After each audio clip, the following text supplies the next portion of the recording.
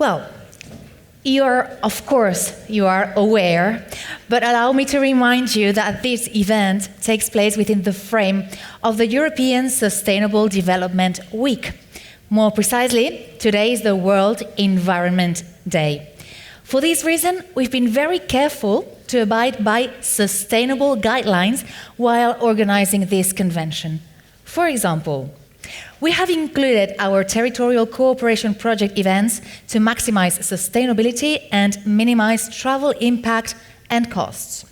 We have selected Hotel Alimara as our venue because it is ISO 14001 and EMAS Eco Management and Audit Scheme certified. It is also easily accessible and close to public transport. Regarding food waste and catering, the lunch menu will be closely monitored to calculate how much food is locally produced. Our catering services will use glass instead of plastic to prevent waste creation and respect the environment as well. This is also a paperless convention. This is all the paper you will find in this room. No printed program will be provided, but you'll find it and all the information you might need in the mobile app I mentioned earlier.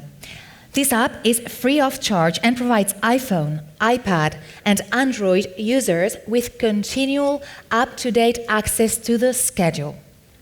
Badges have been printed in seed paper, and after the event, if you wish, you can plant your seed paper as instructed on the back of the badge.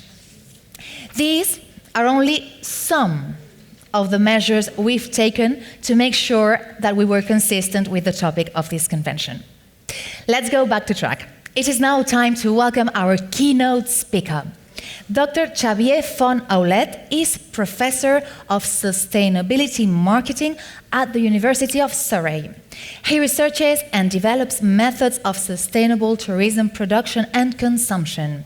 He has been widely published on sustainable tourism certification and has consulted on sustainable product development, marketing, and communication for several United Nations agencies. He has supervised 16 PhDs to completion, co-edits the Journal of Sustainable Tourism, and has conducted over 140 courses for more than 2,500 businesses on how to market and communicate sustainability. Xavier will talk about the importance of sustainable tourism policies and actions based on evidence. Where is Xavier? Thank you. And you're ready. Okay, after that very long introduction, I just think I want to run away now. I'm feeling a little bit more nervous than I was 2 minutes ago. What is great about this, well, is that I get to present near to my hometown as well, so that's quite nice. I hate flying to talk about sustainability. Frankly, I think we are all a bunch of hypocrites when we fly to talk about sustainability. And the one thing we need to add to this conference is online streaming, so fewer people need to fly to participate in the event. Since flying is 90% of our carbon footprint, there's very little we can do in the other elements beyond that. Why am I saying that? Because if we had used evidence of sustainability impacts to decide what we're going to work on, we would have taken very different decisions. Very often, the sustainability actions we take are the things that make us look pretty, that make a good photo, not the things that actually create the best impact. So my work is looking at some of the actions that we have been working on. I was asked that because there's a number of people already seen some of my presentations, I would speak less about marketing and communications today, and I would focus on a topic that's slightly new to me. Hence, one of the reasons why I'm feeling more nervous, because it's the first time I've done this presentation, unlike the other presentation I've used in 140 courses. So, it is our human behavior to focus on short-term priorities and to discount the future threats. It's not something that politicians invented. Most of us, we tend to think, I will be okay if I have a big pizza tonight, I am not going to get fat as a result of it, or if I get fat, it'll be somewhere in the future. Immediate pleasure, long-term pain, I can deal with that. Okay?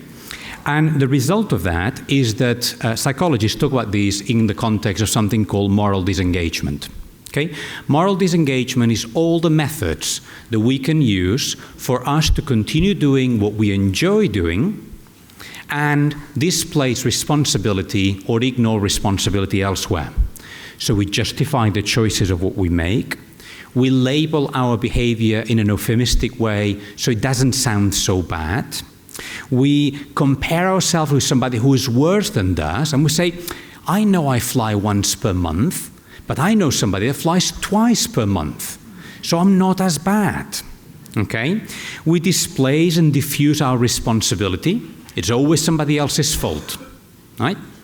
We distort the consequences. We make them look less important than they really are. We dehumanize. Murdering a cow is murder. The fact it's a cow and not a person doesn't make it less murder. Think about that when you eat your next steak. Okay? And we attribute blame to somebody else. It is always Ryanair's fault that they're consuming a lot of carbon. If the pricing of carbon was right, I wouldn't do it.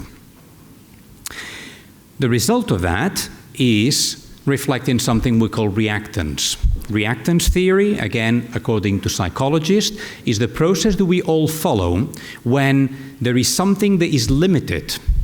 And just because something is limited, we want it even more. If we said to you, after the event today, there are drinks and you can have as much beer as you want, but there's very little champagne only for special people, what do you suddenly want? Champagne. Okay? Just because it's almost forbidden. So, you know the messages about our lovely polar bears telling us that they're all dying because there's no ice anymore? You know what the result has been of that? There has been an increase of 300% in the number of tourists flying to see polar bears before they die. And my answer to you, or my question to you is, are we selfish or are we stupid? And the answer is both. Okay? So the way it works is, our process is like this. We first deny the threat of climate change. Initially, we are all followers of Donald Trump, and we say it's not happening. The second thing we do is we realign the tensions arising from this threat. What do I mean by that? We justify it based on, it creates jobs, right? Look, on the base of creating jobs, selling weapons creates jobs, selling drugs creates jobs, prostitution creates jobs. Creating jobs cannot be the justification for tourism or for any kind of tourism. We need better justifications. We apportion blame. It's always somebody else's fault. The fourth thing we do is we increase demand.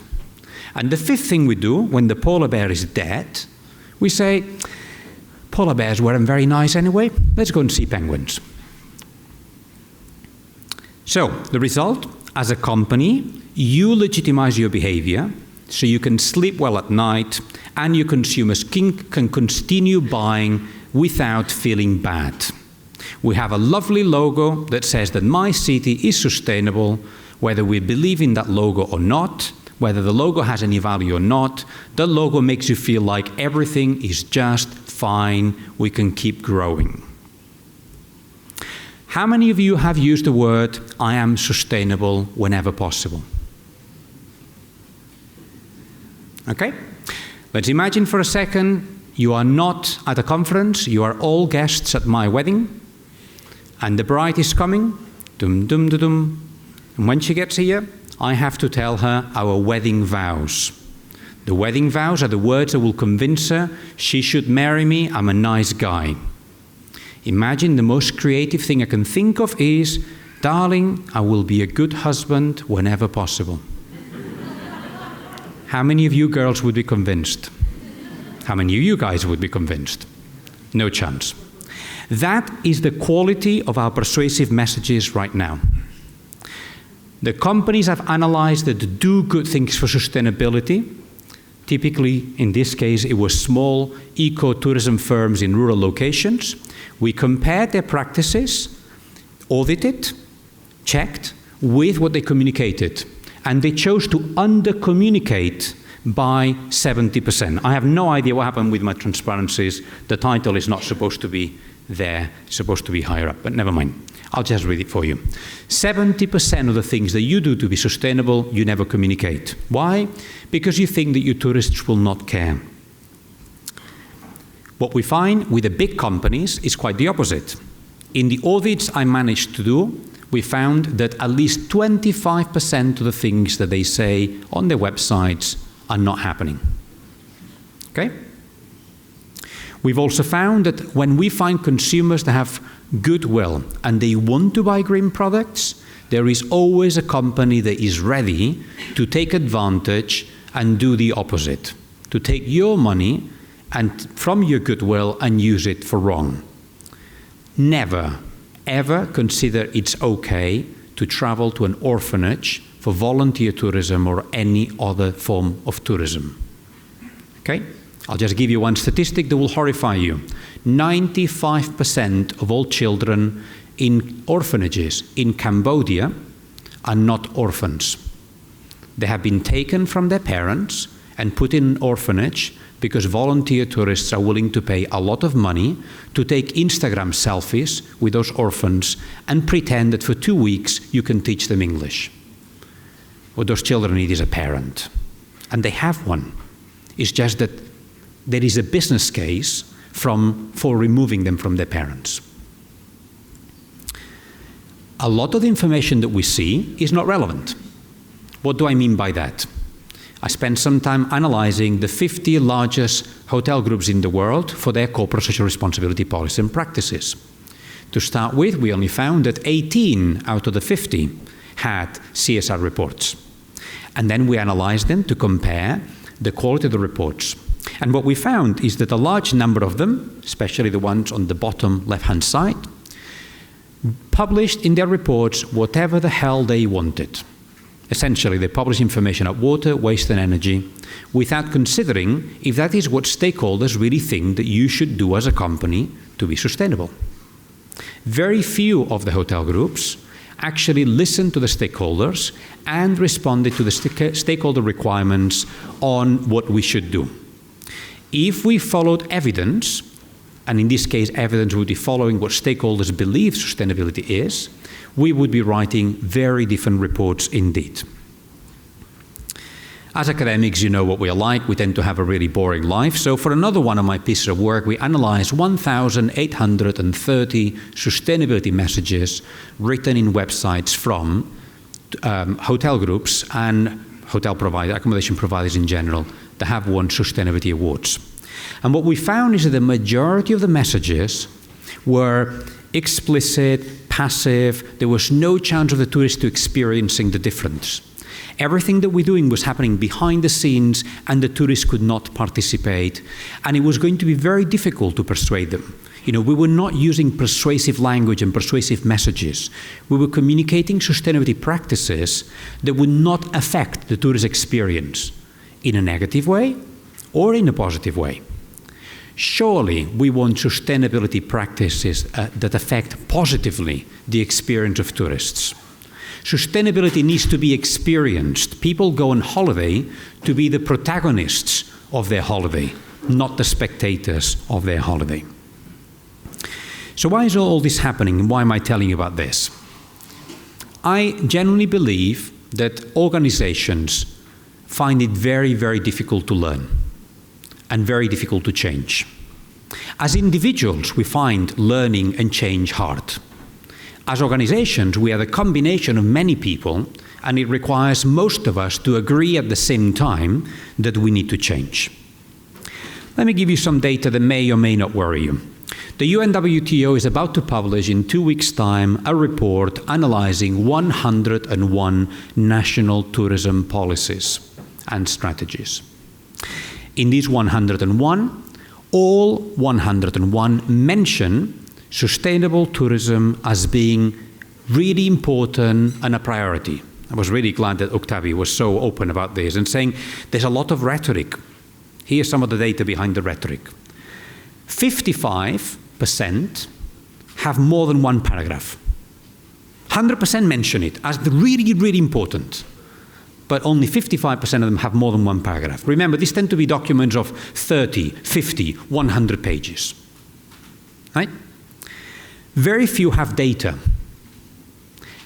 Everybody seems to say that we are starting. Sorry, but this is bullshit. We started 30, 50 years ago. We're not just starting, right? I wasn't born yesterday. Yeah?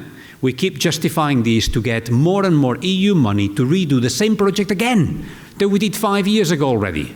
We have become really, really good at reinventing the wheel so we can get money for a second and a third time to do the same thing again, pretending it's the first time it's been done.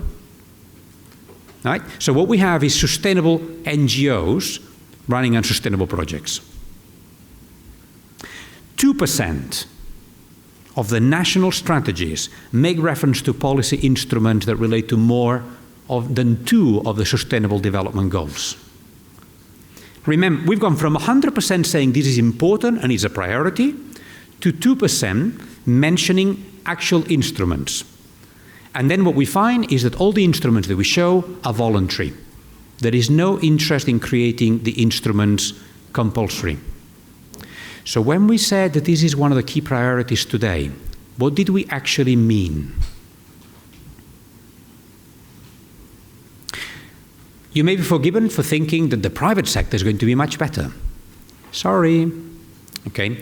We've just analyzed for another piece of work the policies and practices of 62 national and international travel trade associations, in this case primarily tour operators.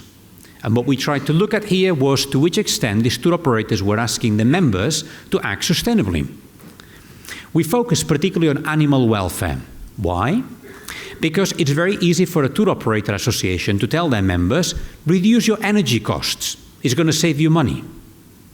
Sorry, that's not sustainable tourism. That's just common sense. So I'm interested in policies on biodiversity, policies on animal welfare, policies on increasing salaries for members of staff, policies on long-last gender equality. Like, how long have we spoken about this for? And it's still not happening, girls. Okay? So the challenge that we got here, whoops, what happened there? Let's go back. How do we go back? Now I'm panicking. Right. We found that 21 of the 62 travel associations told their members something about sustainable tourism. Only 6 of them had information about the fact that animal welfare is important. Only 3 of them had information about actual programs on what to do. And only 1 of them, the association in Holland, lightly monitors all of their members compulsorily about sustainability. If you don't do a minimum number of actions in the Dutch Tour Operator Association, you cannot be a member. No other country does it. I came to Catalonia, I surveyed AKB. I went to UK and I surveyed APTA. I tried to survey what the German Tour Operator Association were doing, and they ignored me and they said, we don't want to talk to you, because they were uncomfortable about what the answers would be. We went to ISEAD, the European Association. No interest. They said our role is lobbying in favor of our members to be able to get better rights for tour operators in front of the European Commission so we can grow, apparently sustainably. Nonsense. So the result on this particular sector is that tour operators knowingly are selling excursions that promote animal cruelty for one clear reason: it makes money. Never mind the animals. We can buy another one. European Tourism Indicator Scheme. You've heard about it, right? The actual document has been downloaded more than 60,000 times from the European Commission's website. Based on that, I would assume every single one of your destinations has by now implemented it. I don't think so. There's all sorts of really interesting things that you need to do to be a destination that's working towards ETIs. And when I say ETIs, I'm thinking of ETIs and the sons and daughters of ETIs. Mitomed Plus project that we've been hearing about this morning is one of those sons or daughters. You choose which one it's going to be. But it's doing some really interesting work around promoting sustainable behavior in tourist destinations and creating more data. And it's based on this idea of creating more data that I wanted to talk to you today. The challenge is that for us to use data, we need to accept that we need organizational change. Learning requires organizational change. The fact that I read something, a downloaded copy of the European Tourism Indicator Scheme, does not mean my destination is ready to implement it. I first have to acquire knowledge about the fact that indicators are important. We could assume that we, at least the people in this room, we all agree that this is the case. The next thing we need to do is we need to assimilate this knowledge. What do I mean by that? We actually need to start collecting data and stop whinging and whining that it's going to take time and it's going to cost money. Everything worth doing in life takes time and costs money. The excuse of it's going to take time and it costs money means I can't be bothered to give it the importance it really has. Okay? If you thought it was really important, you would make time, you would find money.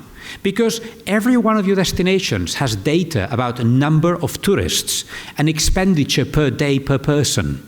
So they've made time and money to collect the data that they seemingly think is important. And they've ignored some of the data. Few DMOs have actually changed policies in order to accommodate for sustainability policy and practices. How many of the destinations give genuine priority to businesses that have got sustainability standards? Okay? And even a few instances can be seen of destinations that have actually exploited, in a positive sense, the results of their sustainability policies to make the place more competitive. The EU essentially is giving all of you money to prove that this is what you're doing. But none of you will, because your project will be finished by the time that the money runs out, and you will forget, conveniently or otherwise, to collect the data to prove whether your project was a success. You will be really good at collecting receipts for every single coffee you have drank for the last 3 years. But you will not be so good at collecting data to find out whether your project was a real success. You will pretend it was because you want to get money next year for another project. And the EU will pretend your project was because they want to feel okay about the money they spent. Do you remember the story of the emperor's cloak? El nuevo traje del emperador, if translation helps. This is us, all of us, everyone that flew to talk about sustainability. And why do we do that? So let me go back. We do that because actually we need much more complex data for what essentially is much more complex decisions than expenditure per person per day. We need to invest in innovation, and we're not very good at that. We're actually not very good at change. Most of us, we are very resistant to change. Politicians use the evidence that we give them to support the decisions they already wanted to take. And our politicians, when we give them evidence that is uncomfortable, they tell us, go and collect more data. Okay? And so the challenge basically is that we have to move on. We have many, many barriers to evidence-based decision-making. We live in a culture where volume is vanity and profit is sanity. And if that's the case, we are all really, really vain. Because every politician starts with a speech with the volume of tourists and the percentage of growth. And next year we'll bring more Chinese. Do you know what the carbon footprint of a Chinese person coming to spend 36 hours in Barcelona is? It's stupid. Okay, that's what it is. We are busy, and we pretend that because we are busy, we're effective. It's two different things. A hamster on a wheel is busy. But that's not moving forward. That's us. We need to evaluate, but we don't want to, just in case it says something ugly. And we pretend that our expertise is transferable when it's not. Every one of your projects has selected the best destinations and the best companies and has used plenty of European money to design something new, on the basis that when the money runs out, destinations that are less qualified will be able to do it by themselves with no help. Really? I mean, sorry, it takes a 10-year-old to realize the figures don't add up, but we all pretend it's okay. Because we'll go and ask for a new project with a slightly changed title, where we'll have moved the aims and objectives around, and we can then continue spending more of somebody else's money. My mother's, money, every taxpayer. So the urgent always gets in the way of the important, and we never have time for the things that matter. So, I have only 5 minutes. I know I've already spoken for too long, but I have the microphone and I'm not letting go. We need to reduce environmental and social impacts. How many hotels do we have in Barcelona? I'll mention Barcelona because we're here, not because we're better or worse. How many hotels do we have in Barcelona certified as sustainable? 5. Okay? That is less than 1% of our beds. Copenhagen, 80% of all the hotel beds are certified, 70% of all the actual hotels. If Barcelona keeps pretending that we're a sustainable city, just look at the figures, look at the evidence, and change. Okay? One of our indicators of success for our policy has to be the percentage of tourism services that are certified as sustainable. Why? Because every certified hotel consumes 20% fewer resources per guest per night than a non-certified hotel. So essentially, we can reduce by 20% the pressure on our cities by making sure that our services are certified. Please, please, please stop pretending that attracting tourists from further away is a good idea. I know that a Chinese person coming to Barcelona spends more per person per night than a French person. Apparently the Chinese in Barcelona spend 126 euros and a French person spends 90. Do you know what's the average length of stay of a Chinese person? 36 hours. Do you know what the carbon footprint per euro spent is? Why don't we use an indicator that is the carbon footprint for every euro that the city made out of our tourists? And our policies would be very different. Okay? Could please that be one of our new indicators? But you know why? Your carbon footprint and my carbon footprint at the moment is 10 tons per year. We need to reduce it to 2 tons. You know what the carbon footprint of my flight from London to Barcelona was? 2.3 tons. I'm fucked. For the rest of the year, I cannot eat, I cannot heat my house, I cannot go on transport anywhere. If I want to be a sustainable person, all I can do this year is fly once. By the way, 2.3 tons, not for the airplane, for my seat. Okay? How many of you fly more than once a month? Shame on you. Okay? You should be embarrassed to be here today. We need to normalize the behavior of our travelers. Let's attract tourists that our local people feel can be incorporated into the social fabric of our city. There are market segments that are much easier for our locals to absorb than other market segments. Let's reduce seasonality and redistribute tourists and not use this as an excuse to keep growing, but as an excuse for genuine redistribution. And the final example, let's optimize the sustainable profit. If we accepted that profit is sanity and volume is vanity, we need to increase the type of visitor expenditure that genuinely benefits our cities. Your tourist board should not partner with the largest hotel group, the largest events organizer, the largest attraction, because your local football team, your largest attraction, your largest hotel group already know how to do marketing. Your tourist board needs to help small startups for people from disadvantaged communities with disabilities that are led by women, that create employment for immigrants, and that create meaningful future for everybody in our destination. Stop partnering with Freshenet, stop partnering with Barça Football Club, stop partnering with people who are, frankly, sufficiently powerful to do it themselves. We, yet again, using public sector money to subsidize the private large corporations. That is not democracy. Thank you.